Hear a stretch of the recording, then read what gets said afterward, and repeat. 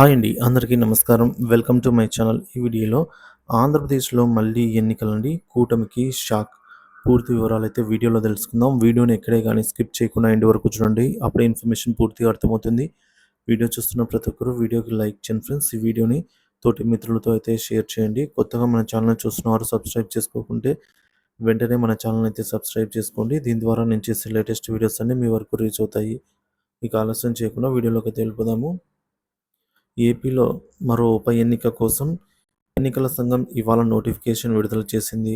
ఇప్పటికే రాష్ట్రంలోని శాసనమండలిలో ఖాళీ అయిన స్థానిక సంస్థల టీచర్స్, ఎమ్మెల్సీ స్థానాల కోసం నోటిఫికేషన్ విడుదలయ్యింది.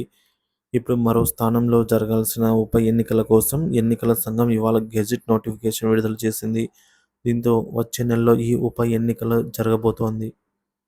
రాష్ట్రంలో గోదావరి జిల్లాల టీచర్స్ ఎమ్మెల్సీగా ఉన్న షేక్ సాబ్జీ హఠాత్ మరణం కారణంగా ఈ స్థానం ఖాళీగా ఉంది. దీంతో ఈ ఎమ్మెల్సీ సీటుకు ఉప ఎన్నికలు నిర్వహించేందుకు ఎన్నికల సంఘం ఇప్పటికే ఏర్పాట్లు ప్రారంభించింది.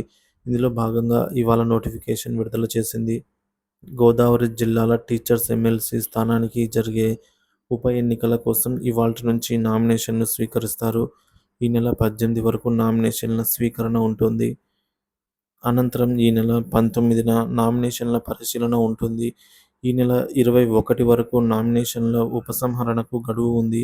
డిసెంబర్ 5న గోదావరి జిల్లాల టీచర్స్ ఎమ్మెల్సీ స్థానానికి ఉప ఎన్నికలు నిర్వహిస్తారు. అనంతరం అదే రోజు ఓట్లు లెక్కించి ఫలితాలు విడుదల చేస్తారు.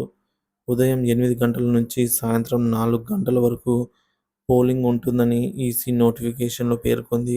రాష్ట్రంలో కొత్తగా అధికారంలోకి వచ్చిన కూటమి సర్కార్ టీచర్ల విషయంలో అనుసరిస్తున్న వైఖరిపై వారు ఇందులో తీర్పు ఇవ్వబోతున్నారు.